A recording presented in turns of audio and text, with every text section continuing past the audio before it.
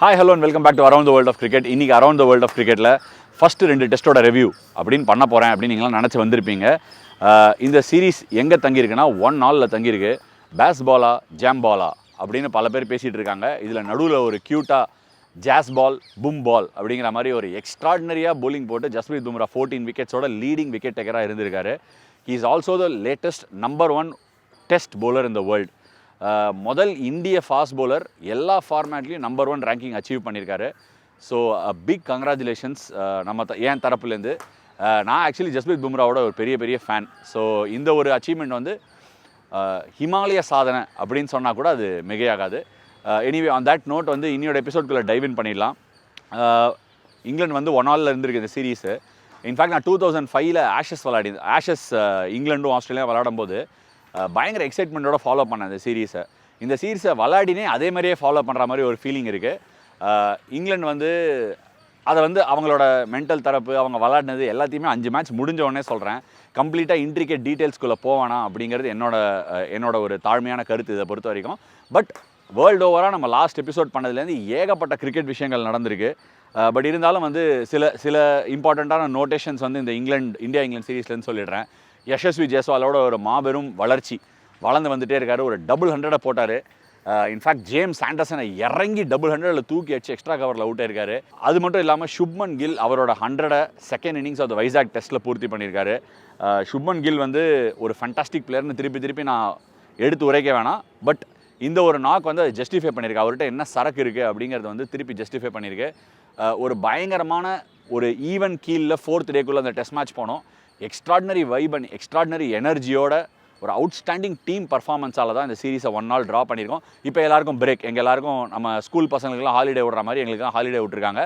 So அதான் நான் திருப்பி சென்னை வந்துட்டு சென்னையில் இங்கேருந்து நம்ம அகாடமிலேருந்து என்னோட அகாடமி ஜெனெக்ஸ் கிரிக்கெட் அகாடமிலேருந்து இந்த ஷோ பண்ணிகிட்ருக்கேன். ஸோ இந்த ஹாலிடேஸில் வந்து எல்லோரும் அவங்க சாய்ஸில் என்னென்ன பண்ணலாம் அப்படின்னு யோசிக்கலாம். இந்தியன் பிளேயர்ஸ் பெரும்பாலும் எல்லாருமே அவங்கவுங்க வீட்டுக்கு போயிட்டு திருப்பி அடுத்த டெஸ்ட் ராஜ்கோட்டை வந்து சேருவாங்க. ஸோ எல்லாருமே ராஜ்கோட்டுக்கு வந்து சேருவாங்க. ராஜ்கோட் யாரோட ஹோம் அப்படின்னு நீங்கள் பார்த்தீங்கன்னா சேத்தேஸ்வர் புஜாரா, இந்தியாவோட ஒரு ரீசெண்டாக 100 டெஸ்ட் ஆடி கன்க்ளூட் பண்ண ஒரு சர்டிஃபைட் லெஜண்ட். அவர் ஊருக்கு போய் இந்த டெஸ்ட் மேட்சை விளாட போகிறோம். ரவீந்திர ஜடேஜா அவருக்கு இது வந்து சௌராஷ்டிரா ஹோம் கிரவுண்ட். ராஜ்கோட்டில் இருக்கிற இந்த ஸ்டேடியம் தான் ஹோம் கிரவுண்டாக இருந்தால் அவர் ஜாம் நகரை சேர்ந்தவர். ஸோ சேத்தேஸ்வர் புஜாரா அவர் வீட்டுக்கு டின்னருக்கு கூப்பிட போகிறாரா எல்லாரையும் அப்படின்னு பொறுத்திருந்து பார்க்க போகிறேன். ஏன்னா போன தடவை போகும்போது எல்லோரும் டின்னருக்கு வாங்க அப்படின்னு அவர் கூப்பிட்டுருந்தாரு. என்ன நடக்க போகுது நாங்கள் பார்க்கலாம். பட் இது இந்தியா இங்கிலாந்து டெஸ்ட் சீரீஸில் நம்ம என்னெல்லாம் நடந்திருக்கு, என்னெல்லாம் நடக்க போகுது. ஏன்னா அடுத்த டெஸ்ட் வந்து ராஞ்சி தலை தோனியோட ஊரில் நடக்க போகுது. 4th டெஸ்ட் 3rd டெஸ்ட்டுக்கு அடுத்தது. And final test 5th test Dharamshala அந்த ஒரு சீனி கிரவுண்டில் நடக்க போகுது. இந்த மாதிரி ஒரு 5 வென்யூஸில் இது வரைக்கும் இந்த மாதிரி ஒரு மார்க்கி டெஸ்ட் சீரீஸ் நடந்ததே இல்லை. ஆஸ்திரேலியாவோட 2017 இந்த மாதிரி தரம்ஷாலா ஒரு டெஸ்ட் ஆடணும், ராஞ்சியில் ஒரு டெஸ்ட் ஆடணும். ஹவவர் அந்த டெஸ்ட் சீரீஸில் நம்ம மற்ற ஆடின டெஸ்ட் வென்யூஸ் எதுன்னு பார்த்தீங்கன்னா பூனே மற்றும் பெங்களூர். யூஸ்வலாக ஏதாவது ஒரு மெட்ரோ சிட்டியில் ஏதாவது அட்லீஸ்ட் 1 or 2 ஒரு 4-5 டெஸ்ட் சீரீஸ்னால் ஒரு மெட்ரோ சிட்டியில் ஏதாவது ஒரு டெஸ்ட் நடந்துடும். பட் இந்த தடவை அது எதுவுமே இல்லாமல் நம்ம வேர்ல்டு கப் வென்யூஸில் நடந்த எல்லா மேட்சஸும் எந்தெந்த ஊருக்கெல்லாம் போலையோ அங்கெல்லாம் இந்த டெஸ்ட் சீரீஸ் நடந்திருக்கு. இன்ஃபேக்ட் என்ன ஒரு எடுத்துக்காட்டான விஷயம்னா இந்த டெஸ்ட் சீரீஸில் பல இந்திய வீரர்களுக்கே வந்து இந்த வென்யூஸ்லாம் புதுசு. வைசாகில் பல பேர் நம்ம டீமில் ஆடுற பல பேரே வந்து அந்த வைசாகில் இருக்கிற இன்டர்நேஷ்னல் ஸ்டேடியமில் இது வரைக்கும் ஒரு டெஸ்ட் மேட்சோ ஒரு ஃபஸ்ட் கிளாஸ் மேட்சோ ஆடாதவங்க எத்தனையோ பேர் இருக்காங்க.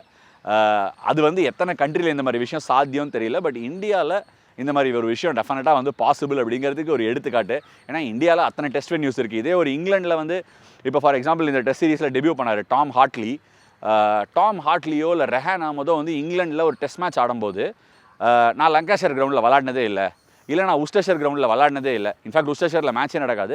நான் ஓவலில் விளாடினதே இல்லை சார் அப்படின்னு சொல்லவே மாட்டாங்க. ஏன்னா அவங்க விளையாடிருப்பாங்க. அங்கே எல்லா கவுண்டி மேட்சஸ் மட்டும் இல்லை, அங்கே விளாடுற டெஸ்ட் மேட்சஸும் அந்த வென்யூஸில் தான் நடக்குது. பட் இந்தியா இத்தனை டெஸ்ட் வென்யூஸ் இருக்கிறதுனால இந்தியன் பிளேயர்ஸே இந்த மாதிரி டெஸ்ட் சென்டர்ஸ்க்கு போகிறதே இது ஒரு முதல் முறையாக டெஸ்ட் மேட்ச் விளையாடுறாங்கிறதோட ஃபஸ்ட் கிளாஸ் மேட்சே சில பேர் முதல் முறையாக விளையாடுறாங்க இந்த வென்யூஸ் எல்லாம். ஸோ இட்ஸ் ஹோம் ஃபெமிலியாரிட்டி அப்படிங்கிறது சில சமயம் இந்த மாதிரி விஷயத்தில் மிஸ் ஆகுது. அஃப்கோர்ஸ் எல்லோரும் IPL T20 1 டே அந்த மாதிரி இங்கங்கே விளையாடிருக்கலாம். பட் ஒரு ரெட் பாலில் விளையாடும் போது ஒரு லாங்கர் ஃபார்மேட் விளையாடும் போது அந்த ஒரு familiarity surely makes a difference.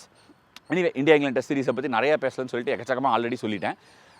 இன்னொரு அரவுண்ட் த வேர்ல்ட் ஆஃப் கிரிக்கெட்டில் ஒரு ரொம்ப நான் பார்த்து வியழ்ந்த ஒரு விஷயம், ரொம்ப என்ன சொல்கிறது, extremely surprising at the same time சந்தோஷம், ஒரு சிரிப்பு வந்த ஒரு விஷயம் என்னென்னா இந்த மேட்ச் ஆரம்பிக்கிறது அஃப்கோர்ஸ் ஆப்கானிஸ்தான் அந்த மேட்ச்சை தோத்துட்டாங்க.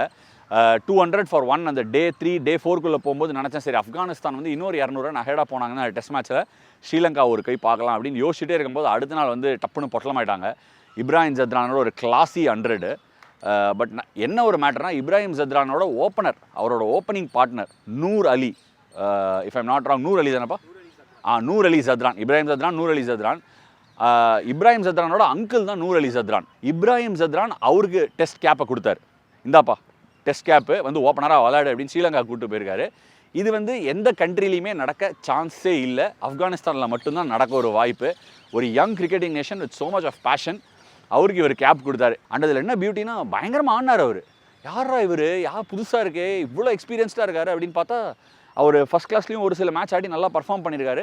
என்ன ஒரே ஒரு ப்ராப்ளம், அவருக்கு ஸ்ட்ரெயிட் டிரைவ் கவர் டிரைவ்லாம் கிளாஸியாக இருந்தது நூர் அலி ஜத்ரானோடது. ஆனால் என்ன ஒரே ஒரு சின்ன இஷ்யூனா டெஸ்ட் கிரிக்கெட்டில் வந்தோடனே அசிதா ஃபெர்னாண்டோ, கசுன் ரஜித் அவங்களாம் வந்து கொஞ்சம் பவுன்சர் போட்டு லெக் சைட் பிளானில் போட்டாங்க. அதில் கொஞ்சம் ஆப்கானிஸ்தான் மாட்டின்னு ஒரு மாதிரி ஆடினாங்களே வழியே they look completely at home playing the rest of the ஸ்ரீலங்கன் bowling அட்டாக்.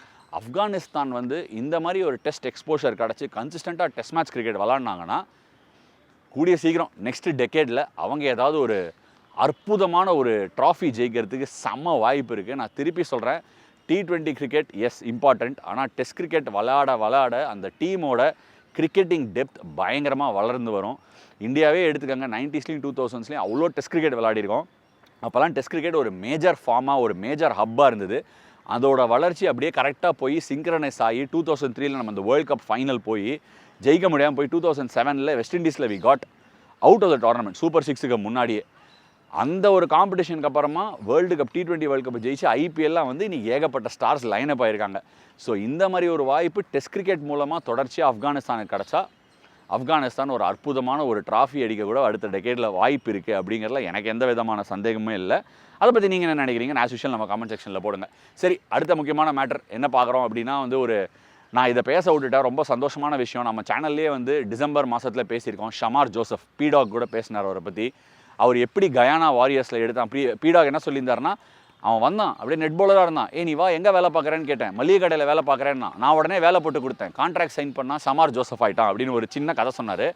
அதுலேயே நிறைய லேயர்ஸ் இருக்குது. நான் போய் ஷமார் ஜோசப்பை தேடின போது அவர் வந்து சும்மா கிராசரி ஸ்டோரில் தேடின்னு வந்து டென்னிஸ் பாலில் bowling போட்டு அப்படியெல்லாம் மேலே வரல.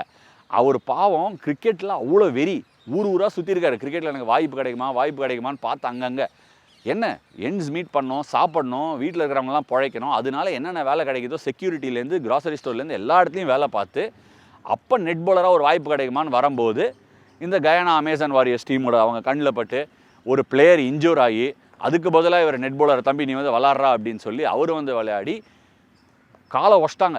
எப்படி காலை ஒஷ்டாங்க யார்கர் போட்டு பேட்டிங் ஆடும்போது இந்த மேட்ச்சில் 10 பேர் தான் இனிமேல் வெஸ்ட் இண்டீஸ் ஒரு பவுலர் ஷாட் அப்படின்னே சொல்லிட்டாங்க. அவர் ராத்திரி போது என்ன தோணிச்சோ தெரில, நான் மளிகை கடையில் வேலை செஞ்சது அதெல்லாம் ஞாபகம் வந்துதான்னு தெரில. அந்த ஒரு பேஷன், ஹங்கர் அண்ட் ஃபைட் அந்த காலை வந்து கட்டிட்டு அடுத்த நாள் வந்து ஒரு 7 விக்கெட் எடுத்து ஆஸ்திரேலியாவை என் நேரத்தில் சொன்னாங்களோ ஆஸ்திரேலியா கேபட்டார் இஸ் த ஃபோர்ட்ரஸ் அப்படின்னு இந்தியா ஒரு வேலையில் அடித்தது தான். கூடிய சீக்கிரம் அதாவது சொல்லுவாங்கள்ல, நானே நம்ம ஷோலேயே சொல்லியிருக்கேன், ஒரு வின்னு தான் கஷ்டம், அதுக்கப்புறம் பேக் டு பேக் வின் வந்துடும், ஏன்னா எப்படி வின் பண்ணோன்னு தெரிஞ்சிடும்னு.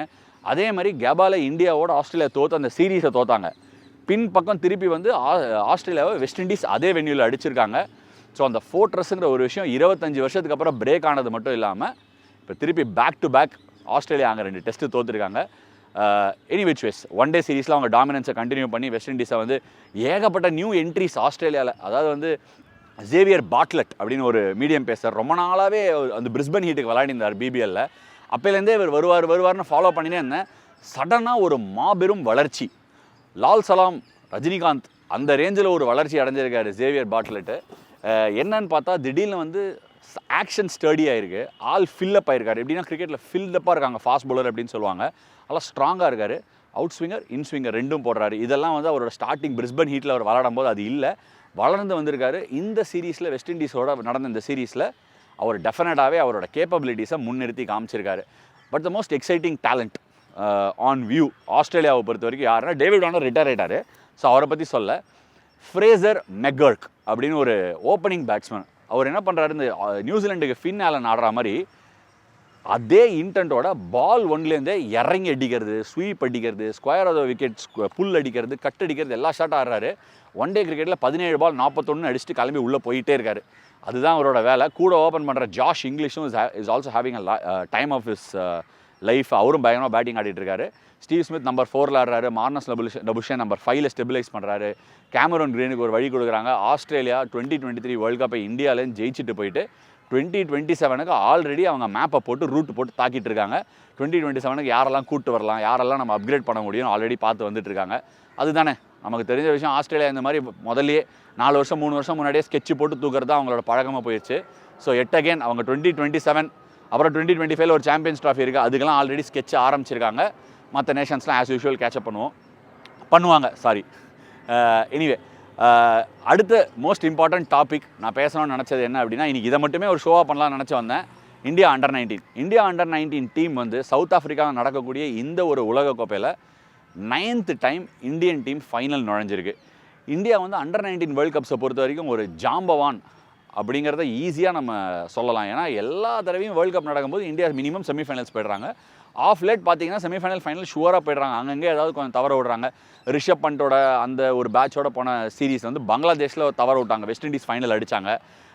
யஷஸ்வி ஜெய்ஸ்வால் அவர் விளையாடின அந்த வருஷத்தில் வேர்ல்டு கப், யஷஸ்வி ஜெய்ஸ்வாலுக்கு கிரேட் வேர்ல்டு கப் அமைஞ்சாலும் இதே சவுத் ஆஃப்ரிக்காவில் ஃபைனலில் போயிட்டு பங்களாதேஷோட தவற விட்டாங்க. அதுலேருந்து சில எமர்ஜிங் ஸ்டார்ஸ் பங்களாதேஷுக்கும் வந்திருக்காங்க, வெஸ்ட் இண்டீஸ்க்கும் வந்திருக்காங்க.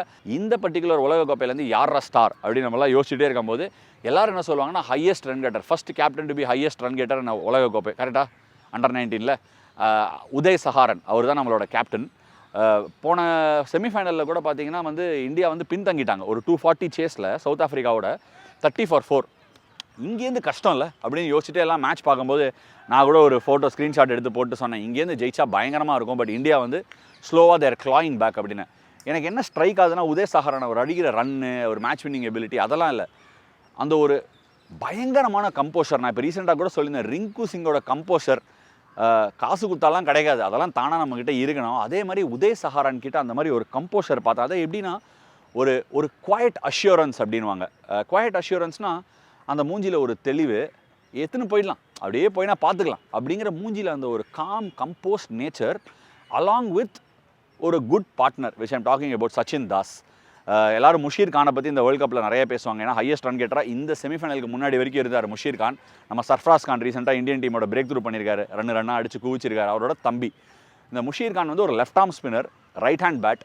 அர்ஷின் குல்கர்னி எடுத்தாங்க ஐபிஎல் ஆக்ஷன்ஸில். பல பேர் இந்த அண்டர் 19 டீமில் ஆரவல்லி அவினாஷ் எடுத்திருக்காங்க ஐபிஎல் டீமில். But I was very surprised இந்த முஷீர் கானை எப்படி விட்டாங்க அப்படின்னு. ஏன்னா அவனும் அதே மாதிரி தான் தில்லுக்கு துட்டு ஒரு பிளேயர், பயங்கர எக்கச்சக்க கேம்ஸ் ஆடிருக்காங்க. சர்ஃப்ராஸ் கானும் சரி, அவன் தம்பி முஷீர் கானும் சரி, அவங்க அப்பாவால் ட்ரெயின் பண்ணப்பட்ட 2 கிரிக்கெட்டர்ஸு. அந்த சிவாஜி பார்க்லேயே தங்கி காலைல ஒரு மேட்ச்சு, மத்தியானம் ஒரு மேட்ச்சு, மத்தியானத்தில் ஒரு மேட்ச்சு, ஈவினிங் ஒரு மேட்ச்சு, ராத்திரி ஒரு மேட்ச்சு, நடுராத்திரி எழுந்து ஒரு மேட்ச்சுன்னு மேட்ச் ஆடி பழக்கப்பட்ட ஸ்டீலி ரிசால்வோட கிரிக்கெட்டர்ஸு. இந்த முஷீர் கானை வந்து அந்த ஐபிஎல் ஆக்ஷனில் யாரும் ஒரு பேஸ் ப்ரைஸுக்கு எடுக்கலைங்கிறது எனக்கு ஒரு சின்ன ஒரு சர்ப்ரைஸாக இருந்தது. ஒருவேளை அந்த அண்டர் 19 கட் ஆஃபில் எடுக்கலையா என்ன ஏதுன்னு தெரியல. பட் இந்த அண்டர் 19 வேர்ல்டு கப் மூலமாக எங்கிட்ட என்ன சரக்கு இருக்குது அப்படிங்கிறத அவர் எடுத்து எல்லாருக்கும் காமிச்சிருக்காரு. Coming back to the Shai Hope of Indian cricket, under 19 Indian cricket. அந்த ஷாய் ஹோப்புக்கு ஒரு அப்படி அந்த ஒரு டார்ச், என்ன சொல்கிறது, ஒரு காயில் ஒன்று இருக்கும் அவரோட ஹேண்ட்ஸில். அந்த காயிலில் தான் அவர் ஃபுல்லாக அந்த எனர்ஜியை ஸ்டோர் பண்ணிவிட்டு ஒரு பேட்டிங் ஸ்டைல் ஆடுவார். அதை வந்து சச்சின் தாஸ் திருப்பி வந்து என்னை ரிமைண்ட் பண்ணியிருக்காரு. அவர் தெரில, I don't know if is what Shai Hope and become like that. But அவர் ஆடும்போது எனக்கு அந்த ஷாய் ஹோப்பை பார்க்குற மாதிரி ஒரு சின்ன ரிசம்பிளன்ஸ் கிடைக்குது. சச்சின் தாஸோட இந்த ஒரு கிளாசி நாக், இந்த மேட்ச் மட்டும் இல்லை, இதுக்கு முந்தின மேட்ச்லேயும் ஒரு ரன் அடிச்சிருக்காரு, ஒரு 280-300 ரன் கிட்ட அடிச்சிருக்காரு. பட் கமத் த மேன் அப்படின்னு ரவி சாஸ்திரி சொல்கிற மாதிரி கரெக்டாக வென் இட் வாஸ் நீடட். அதாவது நம்ம முன்னாடி உதய் சஹாரனோட கம்போஷரை பற்றி சொன்னேன். உதய் சஹாரன் அந்த அளவுக்கு ஷார்ட்ஸ் ஆடி எக்ஸ்பிரஸ் பண்ணல. டைம் வரும்போது எடுத்துகிட்டு போனார், அப்படியே எடுத்துகிட்டு போனார் கேமை சூப்பராக. ஆனால் சச்சின் தாஸோட அந்த quality, straight driving, cover driving, pulling, slog sweeps, spinner ஆடின assurance, inside out, okay inside out against an off spinner, mid ஆஃபை பீட் பண்ணுறது, எல்லாத்துலேயும் ஒரு என்ன சொல்கிறது, ஒரு அன்பிலீவபிள் கிளாஸ் தெரிஞ்சுது அவர் ஆடும்போது. So I think Sachin Dhas's future also is looking very good. இந்த அண்டர் 19 டீம் வந்து they will be facing Australia versus பாகிஸ்தானோட வின்னர்ஸ். இந்த வீடியோவை நான் பண்ணிட்டு இருக்கும்போது பாகிஸ்தானை ஒரு லைட் ப்ரெஷரில் ஆஸ்திரேலியா போட்டு 4 டவுன் ஆக்கியிருந்தாங்க. I actually think India and Australia look a very possible final. But nevertheless India Pakistan under செம ஃபைனலாக இருக்கும். ஏன்னா பல ஆண்டுகளுக்கு முன்னாடி நான் காலேஜ் படிச்சுட்டு இருக்கும்போது நான் அண்டர்-19 வேர்ல்டு கப்புக்கு செலக்ட் ஆகாமல் வீட்டில் இருந்துட்டு என்னை எடுக்கலை, இல்லை நீங்கள் கஷ்டத்தாண்டா பட போகிறீங்க அப்படின்னு மனசுக்குள்ளே நினச்சினே பார்த்த ஒரு ஃபைனலில் ஏகப்பட்ட இந்திய ஜாம்பவான் பிளேயர்ஸ்லாம் விளாட்னாங்க. இப்போ இந்தியன் கிரிக்கெட்டில் விளாட்றவங்க எத்தனையோ பேர், ரோஹித் சர்மா, சேத்தேஸ்வர் புஜாரா, கௌரவ் திமான், அஃப்கோர்ஸ் உங்களுக்குலாம் தெரிஞ்சிருக்க வாய்ப்பில்லை. யோ மகேஷ், இப்போ ரீசெண்டாக வந்து சவுத் இந்தியன் கரண் ஜோஹரா யூடியூப்பில் வளம் வந்துட்டுருக்கிற யோ மகேஷ் அவர் விளாட்னாரு. அதுக்கப்புறமா வந்து பியூஷ் சாவ்லா, மோனிஷ் பர்மார்னு அவுட்ஸ்டாண்டிங் அண்டர்-19 டீம் ஒரு 2005-06 எக்ஸாக்டான இயர் ஞாபகம் இல்லை. அந்த வருஷம் வந்து போயிட்டு ஒரு 109க்கு பாகிஸ்தான் ஆல் அவுட் ஆக்கிடுவாங்க ஸ்ரீலங்காவில். ஆக்கிட்டு 109 முடிஞ்சிருண்டா அப்படின்னு சொல்லிட்டு நான் அப்போ ஒரு சைக்கிள் வச்சுருந்தேன், ஹெர்குலிஸ் MTB. அதை வந்து ரங்கராஜபுரத்துலேருந்து மாம்பலம், நம்ம வீடு மாம்பலம், அங்கே அப்படியே சைக்கிளை ஓட்டின்னு வீட்டுக்கு போய் பார்க்குறேன், இந்தியா 9 for 6. அன்வர் அலி கான் ஒருத்தர் பாகிஸ்தான்லேருந்து, அவர் கொஞ்சம் ப்ரீஃபாக வந்து பாகிஸ்தானுக்கு விளாட்னாரு. சும்மா பாயிண்ட்லேருந்து ஸ்கொயர் லைக் வரைக்கும் இன்ஸ்விங்கர் போட்டு எல்லாரையும் காலி பண்ணிட்டார். அப்புறம் அந்த மேட்சை பாகிஸ்தான் போட்டு பாயிண்ட்டுக்கு ஓடினே இருந்தார். அந்த மேட்ச் இன்னும் என் மனசில் ஞாபகம் இருக்குது. பட் ஆல் இன் ஆல் நம்ம ஊர்லேருந்து ஒரு பையன் பி விக்னேஷ்னு சொல்லிட்டு பாவம் அந்த ப்ராபபிள்ஸில் இருந்தார் அண்டர்-19 இந்தியாவுக்கு போகிறது. அவரும் ஒரு லெஃப்ட் ஆர்ம் ஸ்பின்னர். ரெண்டு லெஃப்ட் ஆர்ம் ஸ்பின்னர் இருக்காங்க, சௌமியா பாண்டே அண்ட் முஷீர் கான். இவர் third left arm spinner P விக்னேஷ்னு சொல்லிட்டு அவரும் ஒரு ஆப்பர்ச்சுனிட்டிக்காக வெயிட் பண்ணியிருந்தார். பட் செலெக்ஷன்ஸில் அவருக்கு அந்த சான்ஸ் கிடைக்கல. அப்போ அவர்கிட்ட கேட்டேன் ஆக்சுவலி. ஸோ அவர் பி விக்னேஷ்ட கேட்டேன், என்னடா ஈஸியாக அடிச்சிட மாட்டா அண்டர்-19 வேர்ல்டு கப் அப்படின்னு கேட்டபோது அவர் சொன்னார், இல்லை நான் அப்படிலாம் சொல்ல முடியாது. ரீசெண்டாக ஒரு குவாட்ராங்குலர் சீரிஸ் ஆடினோம், சவுத் ஆஃப்ரிக்கா பயங்கரமாக ஆடினாங்க, அவங்க சரியான team. So we have to look at that. South Africa ஒரு சரியான ஸ்ட்ராங் டீம், கொஞ்சம் லக் இருந்தால் அடிக்கலாம் அப்படின்னா. நம்ம சவுத் ஆஃப்ரிக்கா தாண்டி செமிஃபைனலில் சவுத் ஆஃப்ரிக்காவை செமிஃபைனலில் தாண்டிட்டோம். வி லுக் லைக்லி ஃபைனல்ஸில் ஒரு நல்ல சான்ஸ் இருக்குது நமக்கு. பட் நெவர்தலெஸ் ஆஸ்திரேலியாவா பாகிஸ்தானான்னு பார்ப்போம். பார்த்துட்டு இந்தியா அண்டர்-19 நல்லா சேர் ஆன் பண்ணலாம். You never know, the next Virat Kohli might be round the corner. Sachin Das, அப்புறம் லிம்பானின்னு ஒரு இன்ஸ்விங் பவுலர் போடுறாரு, முஷீர் கான், அர்ஷின் குல்கர்னி, ஆதர்ஷ் சிங், இந்த மாதிரி ஏகப்பட்ட பேர் நல்லா பண்ணியிருக்காங்க இந்த வேர்ல்டு கப்பில். Let's see who the next Indian superstar is. Thank you so much for joining me on yet another episode of Around the World of Cricket.